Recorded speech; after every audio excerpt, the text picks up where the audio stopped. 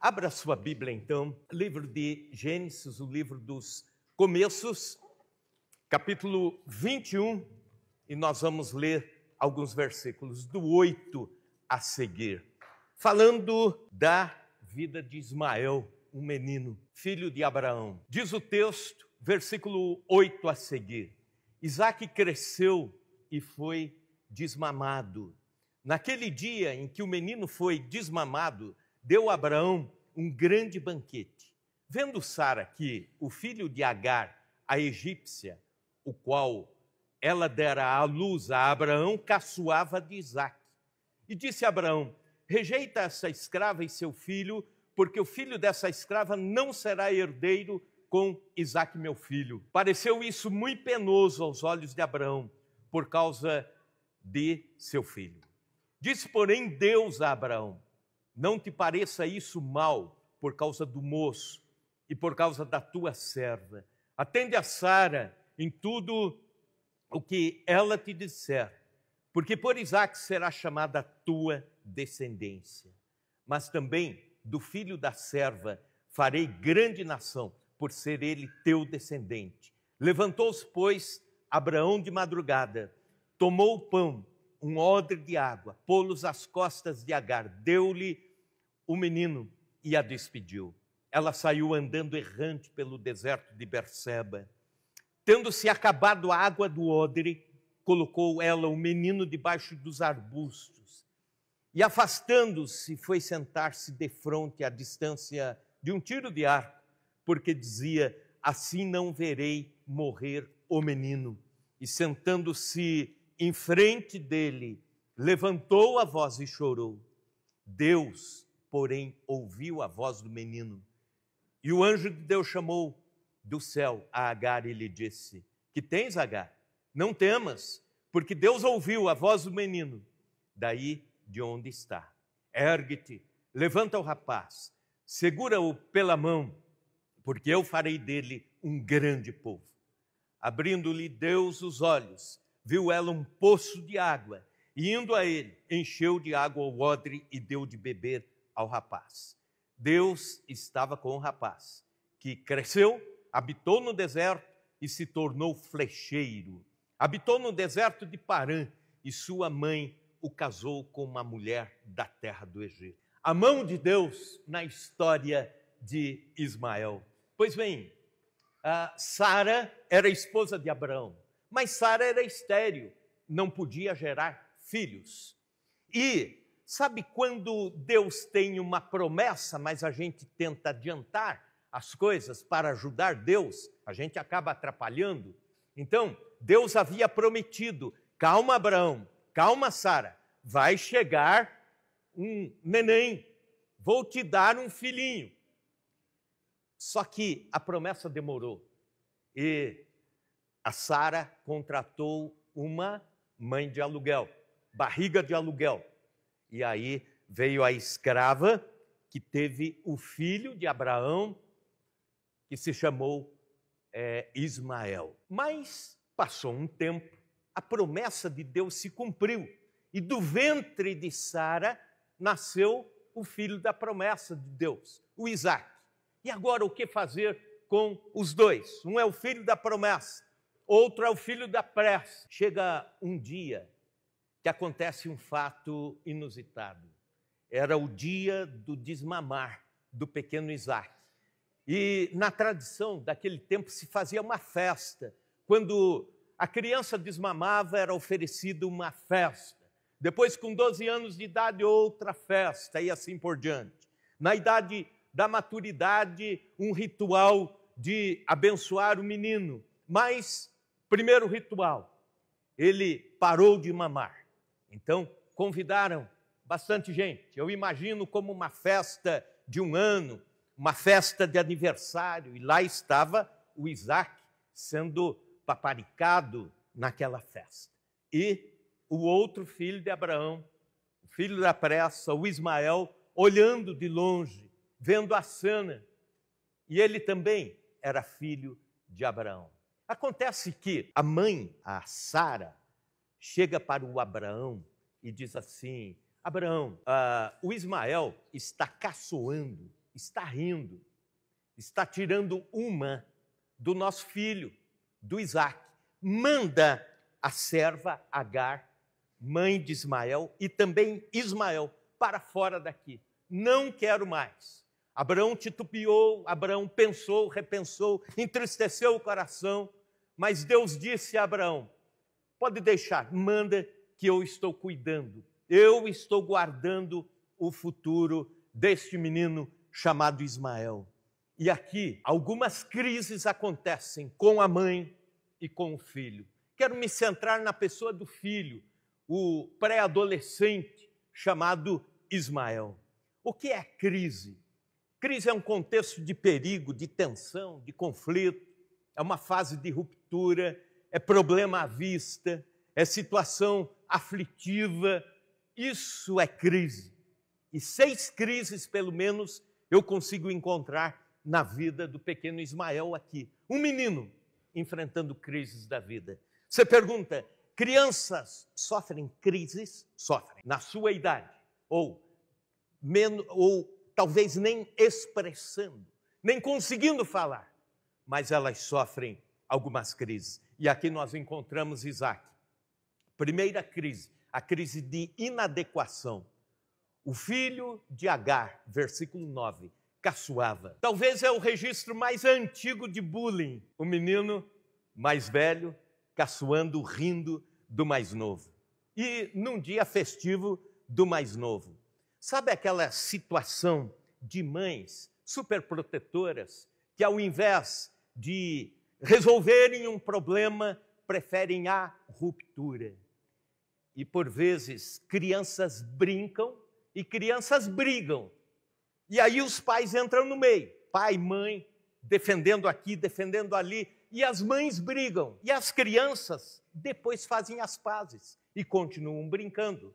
Só que os pais e as mães continuam azedos, porque adulto tem alma azeda, alma de adulto.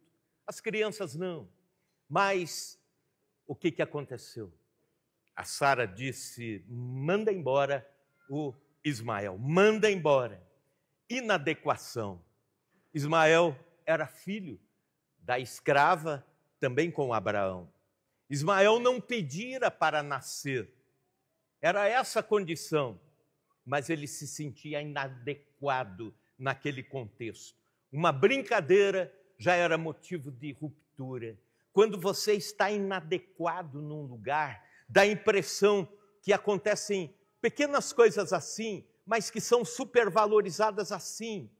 E você se sente um peixe fora da água, fora de contexto. Essa era a primeira crise do menino Ismael. Há um comentarista bíblico, pastor Hernandes Dias Lopes, que escreve o seguinte: Sara, esposa de Abraão, transformou uma briga de crianças num problema que o mundo não conseguiu resolver até hoje, a inimizade entre judeus e árabes. Porque o Isaac se torna o patriarca dos judeus e o Ismael, o patriarca dos povos árabes. Pois bem, você já se sentiu inadequado em algum lugar? Crianças, por vezes, se sentem inadequados. Pré-adolescentes, adolescentes. Brinca e leva uma bronca. Brinca e, de repente, vem a cara feia do pai, da mãe ou de alguém próximo. E você se sente assim, eu não estou me sentindo bem aqui. É a crise de inadequação, mas também a crise da rejeição. Versículo 10, disse a Abraão, ponha para fora esta escrava e o seu filho. Ismael tinha aproximadamente 12 anos, a Bíblia o chama de rapaz, mas era um pré-adolescente. E ele já sabia, já entendia o que era rejeição. Sara não precisava mais dos serviços de Agar, a serva, então estava mandando embora. E mandando embora o menino, manda embora. Todos, em um momento da vida, somos rejeitados. Alguns são rejeitados por causa da aparência, alguns são rejeitados porque têm as orelhas maiores do que o normal, outros porque têm um nariz menor do que o normal. Meninos são rejeitados porque não jogam bem futebol. E aí se reúne a turminha para montar os times. E sempre o último a ser escolhido é o que joga pior. E às vezes só é escolhido porque é o dono da bola. Senão, nem assim não seria escolhido para jogar. É a rejeição. O menino assim se cria pensando, poxa, eu não sou bom. Quem dera eu pudesse jogar bem como este outro ou aquele. Pior ainda se marcar gol contra. Ou então as menininhas que têm espinha no rosto, na face. E aí se sentem rejeitadas, porque as outras não têm, são bonitinhas. Crise de rejeição. E por vezes a vida vai indo, nos tornamos adultos, sofremos também crises de rejeição ao longo da vida. E desde criança precisamos lidar com isso. A terceira crise é a crise da ingratidão. Versículo 14. Tomou pão e um odre de água e os deu a Agar. Abraão, depois de anos de trabalho de Agar, a serva, a escrava, e de ter um filho com ela, despede. E o acerto é um pão e um odre de água. Pois bem, é muito pouco. É a ideia da ingratidão. Depois de anos de trabalho prestado, depois de ter gerado um filho para o meu Senhor, para ele ter a descendência, dado o fato que a esposa era estéril, a ingratidão, o menosprezo.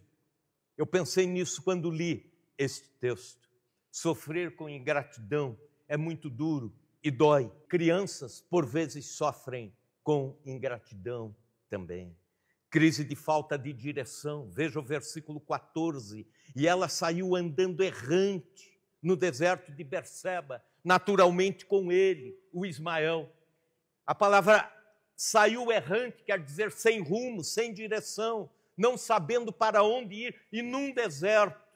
E no deserto é fácil alguém se perder a direção. Naquele tempo não existia bússola, existiam algumas ideias de localização por causa dos ventos, ou à noite por causa da posição das estrelas. Caso contrário, seria muito fácil se perder no deserto, e é o que aconteceu. Agar e Ismael se perdem no meio de um deserto. Crise de escassez.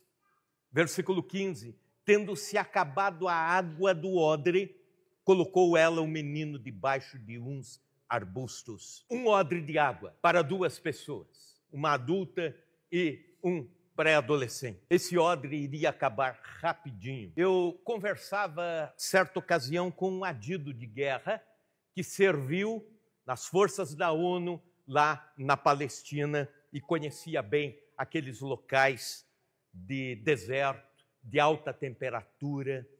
Por vezes, nos dias mais quentes, o deserto chega a o calor de 50 graus, 52 graus centígrados. E qualquer pessoa que sair por uma distância pequena vai precisar levar muita água. E ele disse, nós levávamos para uma distância curtinha 7 litros de água. Cada soldado precisava de 7 litros de água. E se fosse um pouco mais adiante, uma distância de 3 quilômetros além, nós já precisávamos levar em torno de 12 litros de água por pessoa. Agora imagine, Abraão dá um odre de água e um pão. A crise da escassez. Existem crianças que na tenra idade já sabem o que é passar privações, passar fome. Lá estava o Ismael desidratado, sequidão na boca, perdendo sentidos, olhos encovados, corpo tremendo, sem forças para andar, porque acabou o pão e acabou a água.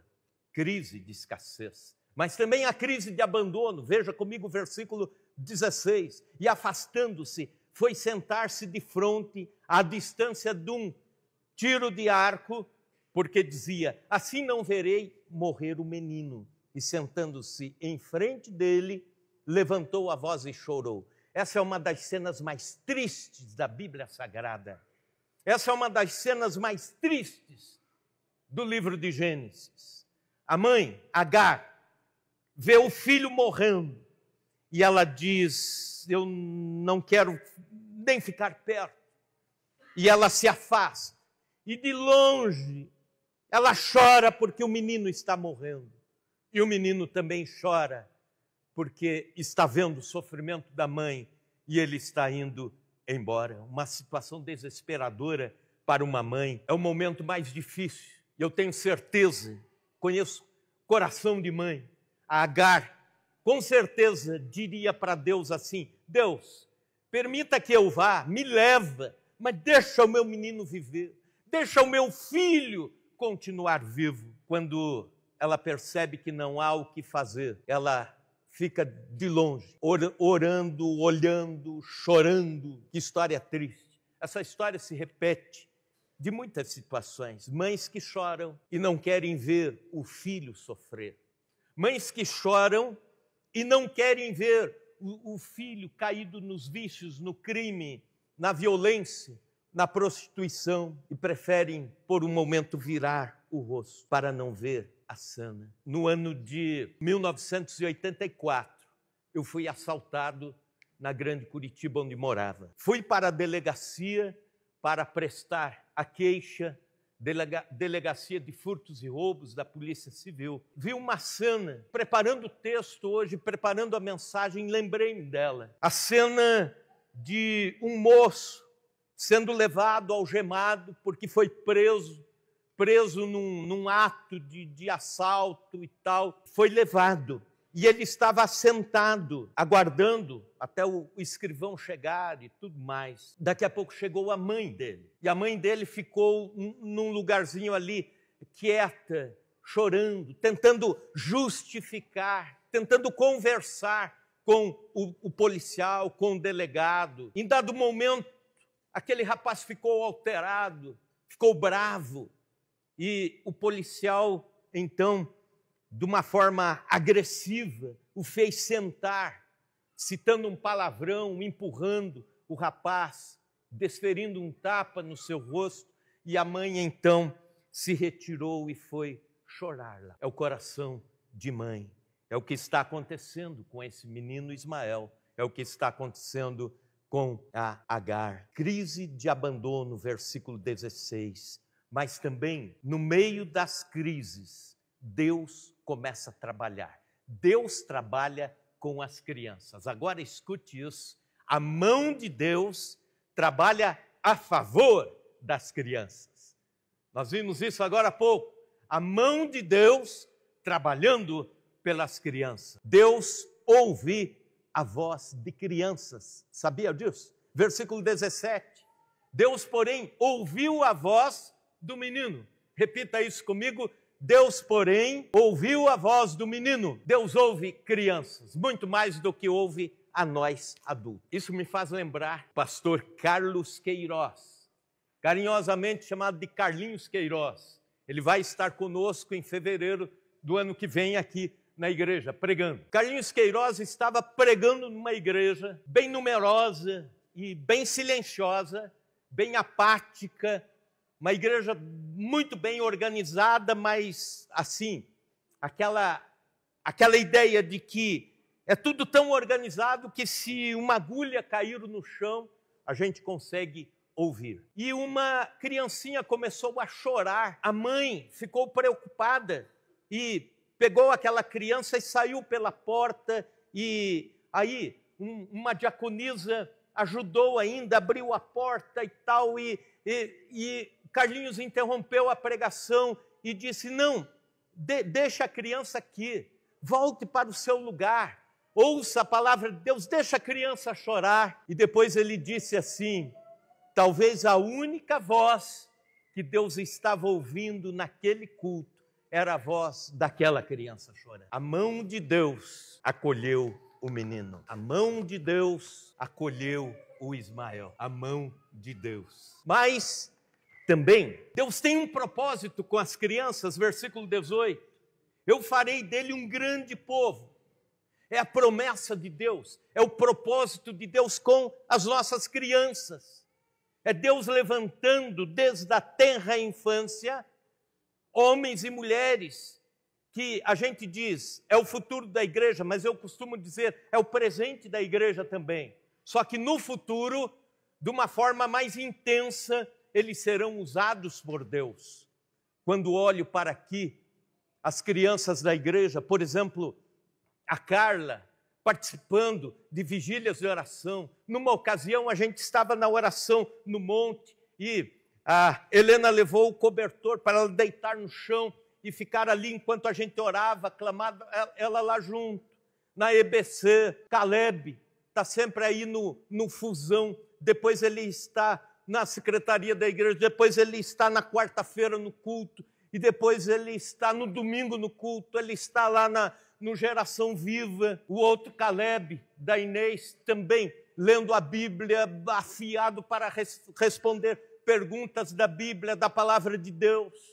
Ontem ainda eu peguei nos braços a pequena Helen, da Paula e do Emerson. Comecei a rir e falar com ela, dizendo a ela que Deus te use para você ser uma grande cantora no seu futuro, que Deus te use para ser pregadora da palavra de Deus, que Deus te use para ser uma pastora.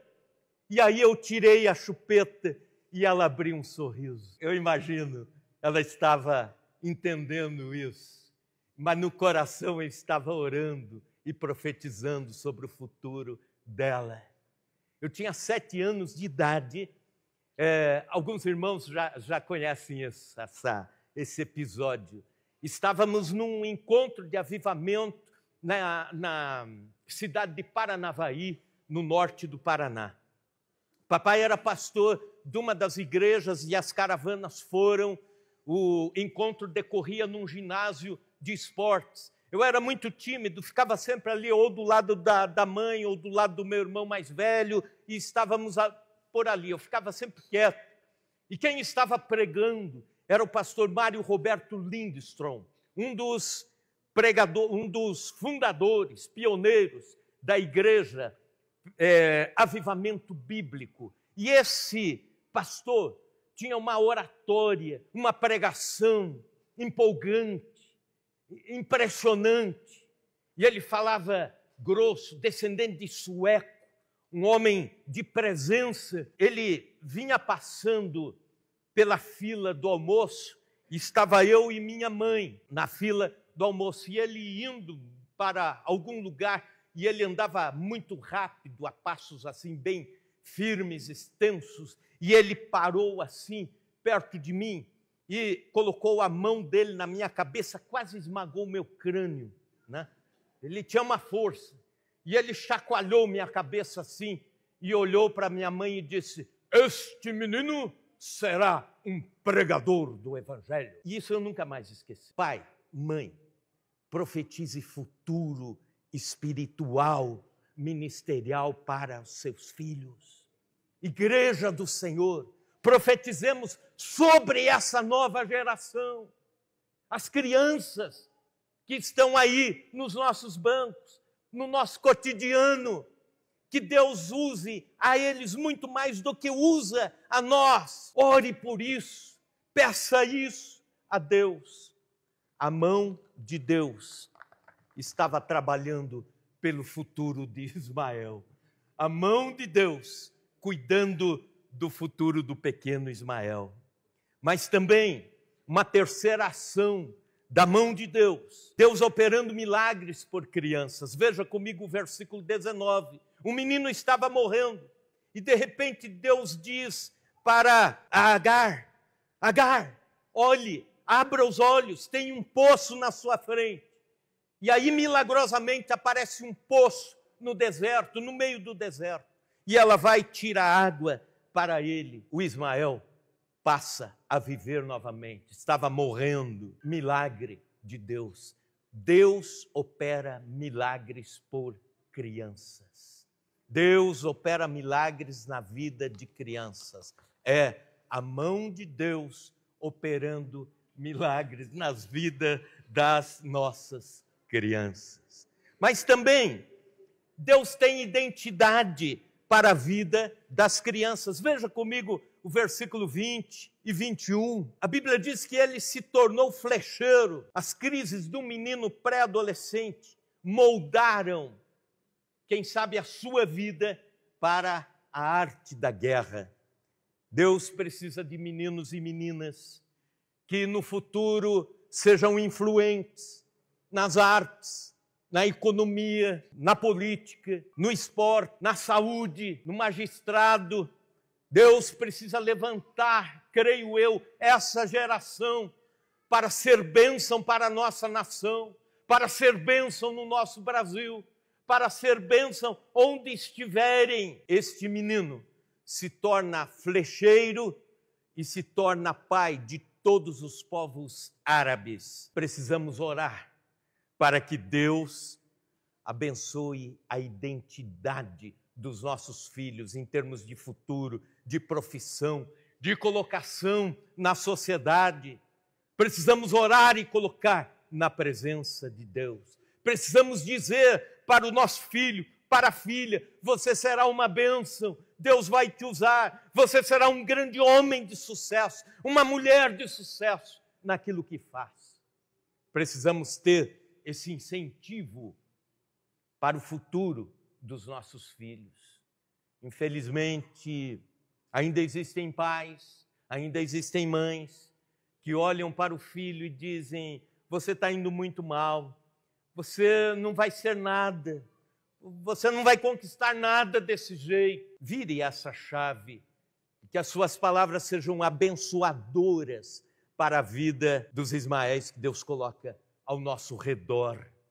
A mão de Deus estava potencializando e capacitando o futuro de Ismael. Um certo pai nos Estados Unidos da América estava de carro na cidade e ouvindo a rádio pelo carro, quando de repente vem o noticiário e há uma notícia dizendo: o colégio tal está pegando fogo, um incêndio no colégio. E aquele pai fica apavorado, porque se trata do colégio onde seu filhinho está. Ele rapidamente toma o rumo do colégio, chega lá e corre entre os bombeiros até chegar próximo da parede do colégio com 3 andares, e no segundo andar estava o seu filhinho na janela e o fogo já chegando, a fumaça cobrindo, aquela criança gritando. Algumas outras crianças já tinham sido salvas e os bombeiros estavam ali. Aquele pai, identificando o grito do seu filho, disse: filho, se jogue, pule daí. E na fumaça o menino dizia: não posso, porque eu não consigo te enxergar. E o pai disse: pule mesmo assim, porque eu estou enxergando você. Pode pular. E o menino salta e as fortes mãos do seu pai o seguram. Crianças que podem me entender, alguns aqui com 6 anos, 8 anos, 10 anos, ao longo da vida, Deus está segurando você nos braços dele. Não esqueça, a mão de Deus está segurando. E nos perigos da vida, se jogue na mão de Deus. Aleluia.